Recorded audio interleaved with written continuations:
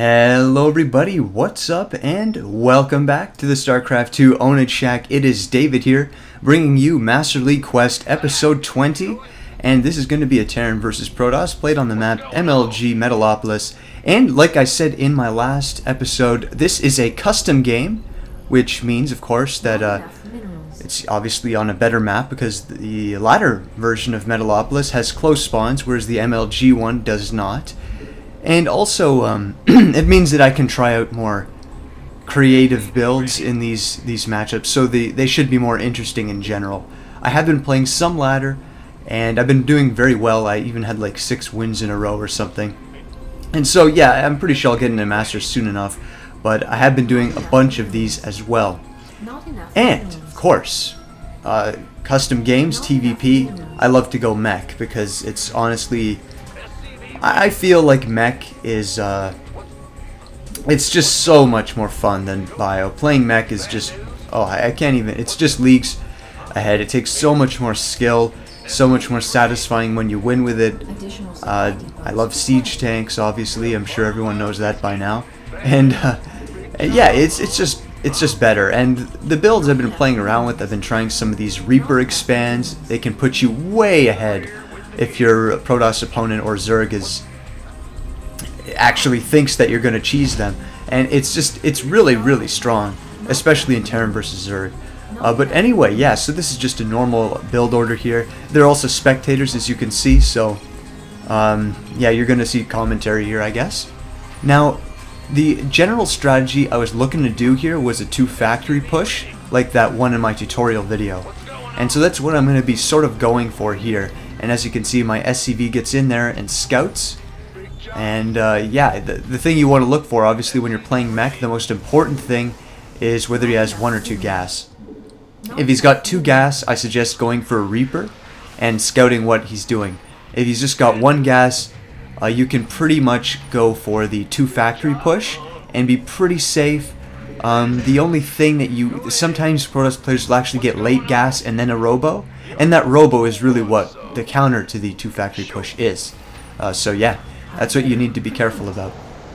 So as you can see, I only do scout 1 gas here, so I don't believe I get a Reaper. If I do get a Reaper, it's late. I played this game a couple days ago, I think now, and I'm just finally casting it. Alright, so yeah, it looks like I'm not going to be going for that Reaper.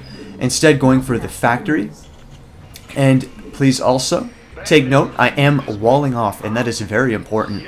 I feel like walling off is essential with mech, because you need to stop that early 1 Stalker, 1 Zealot push. And because we're not making Marauders, yeah, you're going to need that, because Marines simply don't cut it. So as you can see, still no second gas, which means that I'm going to go ahead with my 2-factory push.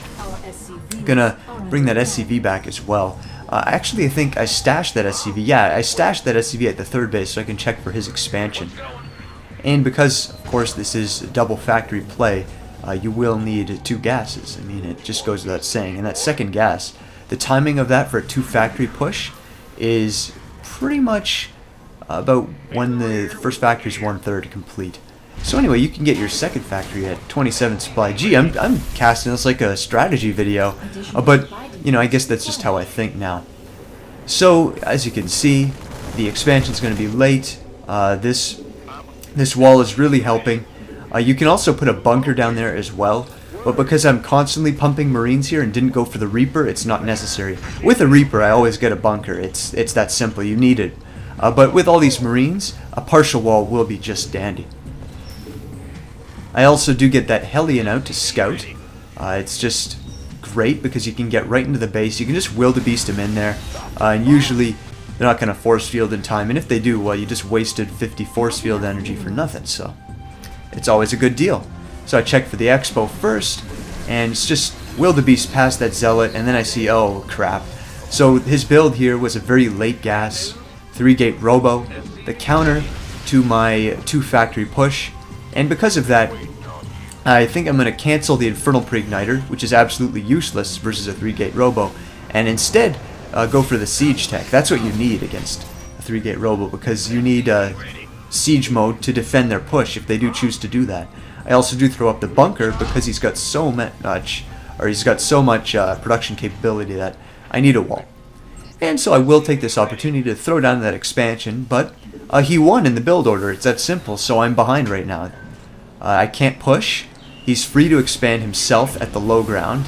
I can't go to the low ground yet. I simply can't. Without siege tech, I can't defend from what he wants to do. So, yeah, that's the basic plan right now. He does try and push with that stalker, but siege tank's awesome against stalkers. Really, really, really good. And yeah, that's my general plan right now. So I'm gonna try and get siege tech, which I'm doing right now, and then I'm gonna hopefully snipe that observer. Yeah, here we go. So yeah, you should always get rid of those observers. It's worth the scan in my opinion. Now, more depots, as you can see. And with siege tech now, I feel a lot more safe. Of course, I'm a little bit mineral blocked at the moment because of this expansion I'm trying to get up. And yeah, it should be good to go once I get about 3 or 4 siege tanks. I think that's when I push down and just siege up on the low ground. You can also get bunkers down there. And also, of course, you can always scout around with your Hellions. It's always good thing to do. And I do start Infernal Preigniter immediately after siege tech is complete, because that is the second most important upgrade for mech. Against what he's doing, that is, of course. Obviously, different things call for different upgrades, but yeah, so he's got his expansion at the low ground now, which is pretty much what I expected, and I can go float mine over. But again, because of the 3-gate robo, I am behind. I could not float over earlier than him because of the threat of the immortals, and yeah, that pretty much forces me into doing what I'm doing here. So I'm gonna try and snipe this observer as well, and what happens here is absolutely tragic. It's pretty bad. That's pretty much what I'm gonna say about that. This kind of thing, if this happens to you, you know what, let's just pretend that didn't happen, because that's so bad. Like, I can't even explain that. Anyway, a third factory should come down, and I do like to get a reactor on that barracks while the factory is building, so that I can get a second reactor factory. The best combination here seems to be 2 facts with reactors and 1 with a tech lab, so constant siege tank and Hellion production, which would lead you to have much more Hellions and siege tanks. That's what you want against Protoss. For Zerg, it's the other way around. But yeah, so that's what I'm doing right now, and I will keep those Marines back there, just so I can snipe that observer if it does come back. Now, this is where the build gets a little bit more diverse. There's a lot of things you can do from here. You can expand. You can go for that double armory like I just did, and you can also even throw down more factories. But I pretty much I'm a subscriber to this dual armory play because the mech upgrades are just so strong. I mean, for each attack upgrade on your siege tanks, they gain +5 versus armored and +3 versus light units, versus everything else. Now, the thing that's so strong about that is that it completely negates armor upgrades from your opponent. What does a 4 armor Colossus or Stalker have against a siege tank that deals 65 damage? Nothing.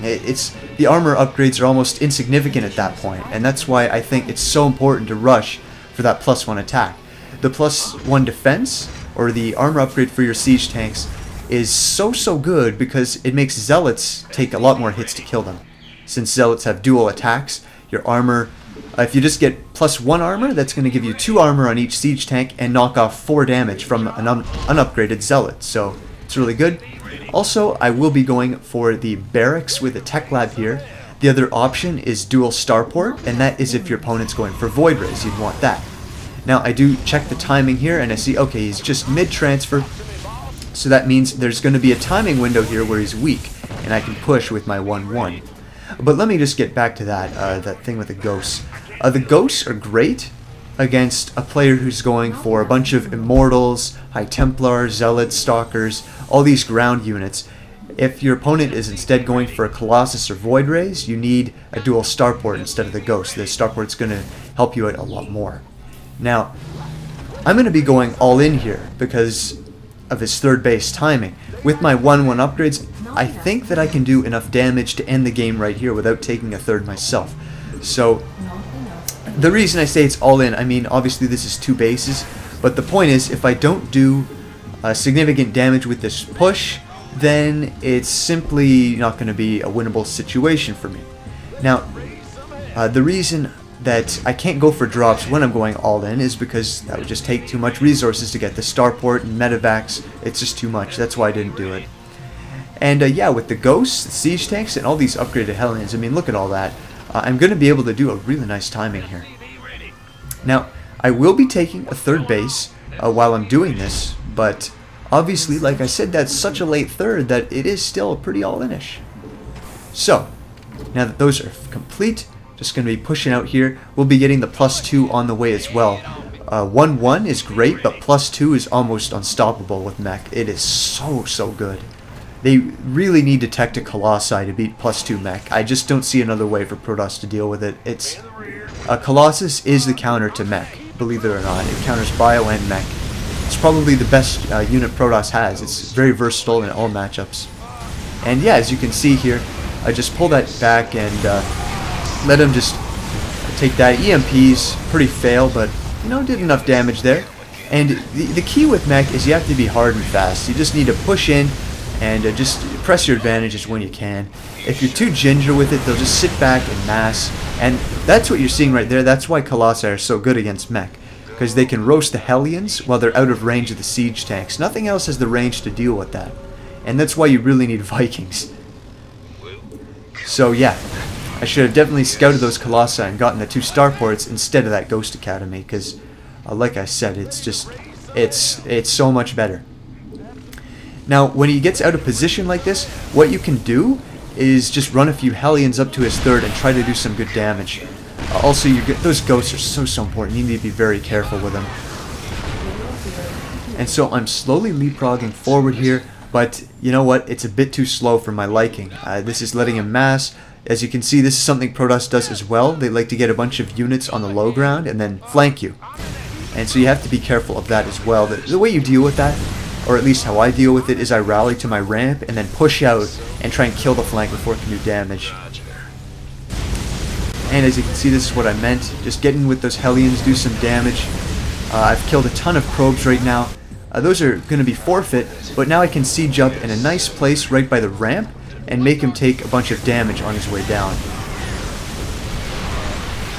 I do get some nice EMPs off there, I think, but sadly without the Hellion support, this will be cleaned up, but you know, I would do a decent amount of damage, I think.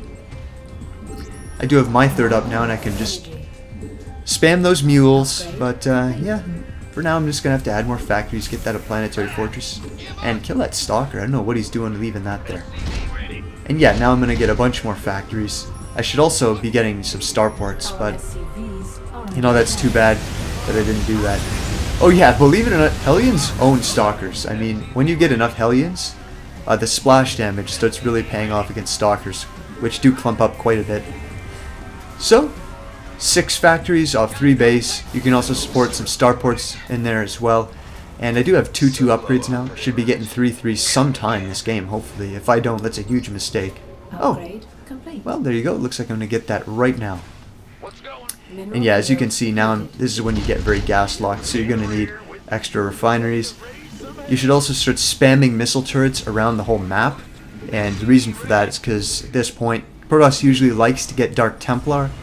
And if you don't have those missile turrets up, you probably aren't going to have enough scans to deal with them, especially with mech. You're just not fast enough, so that's just something to keep in mind. It's what I always watch out for in these games. The real threats here in mech TvP are, like I said, Colossi, Void Rays, and Dark Templar.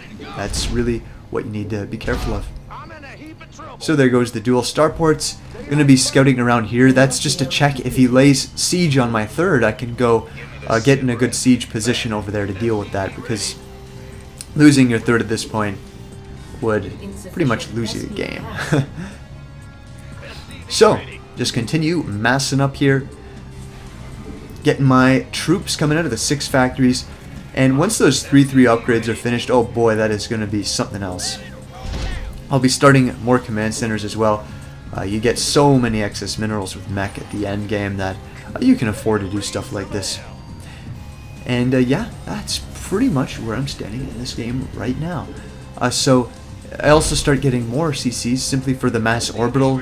If you can eventually start the mass mule play, it's gonna put you in a pretty good spot. So you just saw there the DTs starting, and I'm just gonna mass missile turrets everywhere. It's how you beat it. That's what you need to do. And once I get that 3-3, I think I should be doing a really strong push. Yeah, man, those DTs are so annoying. And it takes so much gas to get that Raven. And like I said, you're so gas blocked all the time with mech that it's really something that you don't want to commit to. I mean, you got to get that tech lab on the starport instead of a reactor. And believe me, you'd much rather have a reactor. So, gonna be getting all the troops, all the boys together, kill that DT. I don't know why I sent the whole army over there to deal with that, but that's what I did. And yeah, I should be pushing out now. I think I got that 3-3 upgrade. And so yeah, with 200 supply, 3-3 mech push with a couple Vikings. Definitely could have a higher Viking count there, less Hellions. That's what you want to do. It's almost like the way that you would switch into Goliaths instead of vultures in Starcraft Brood War. So, be taking the gold as well. And yeah, this army composition right now that I got is pretty strong. You just got to be careful. I mean, the way you win is you have to land the clutch EMPs and be sieged up on time. If you do that, you'll raffle stomp it. Easy peasy. Another observer's coming in. And also you're going to want to do forward scans just to see where his army's at. Stalker is going to die. And yeah, Warp Prism Harass, it's very annoying. I'm going to send back Hellions. It's the easiest way to deal with this kind of thing, because Hellions are so fast, just like Vultures in Brood War. And I think I send Vikings over there as well to hopefully snipe that Warp Prism, because I really don't want that thing kicking around any longer than it has to. So, there's the Warp Prism, and I try and snipe it with the Vikings. I honestly have no idea if I get it, but anyway, yeah. So you gotta land the EMPs, which I do there, but as you can see, I just wasn't sieged up quite on time, and these Colossi are just gonna pretty much A-move right over the mech here. Of course, the Stalker's just melted, so the Vikings can get some free hits on these guys. I just barely missed that one Colossus. Oh man, that would have been huge. But yeah, it's pretty simple. I mean, I was behind in the Viking count. I mean, without excess Vikings, you can't really deal with it. And I think I'm finally going to get that Warp Prism. You can see it just chilling there on the mini-map. And yeah, sadly I do lose that. But, oh man, look at that, the mass DTs. Man, that's so abusive. I hate this kind of stuff. I'm going to lose so many siege tanks here. Like, siege tanks, oh god, that was so painful to watch. Siege tanks just suck against DTs. DTs are light units, and it takes so many siege tanks hits to kill them. That there pretty much lost me the game. I think that's pretty bad, losing all those siege tanks. Oh, woe is me. All right, so I can see with my sensor tower, which is essential to have, that he is gonna be pushing up to my third base. I'll float that one over in the meantime. But without any siege tanks, like, what can I do to stop this, you know? Even the SCVs can't mass repair that orbital fast enough. So I'm going to try and siege up here, but I think it's pretty obvious at this point that it's just too many Colossi. Can't really deal with that without Vikings. You know, Colossus is supposed to be the counter to Bio. Turns out they're good against mech as well. And that's just how it goes. That's how it works. The Immortal, which was supposed to be the counter to mech, sucks against mech, believe it or not. One EMP and that thing is just useless. Dies in 4 hits to a siege tank. But, do digress. I believe I'm going to be calling the GG here pretty soon. I think I was still swallowing this loss. This is a custom game, of course. And yeah. So I hope you guys enjoyed this VOD. I certainly enjoyed playing these games. Be dropping my mules there, calling the GG. And yeah, so that's this episode, episode 20.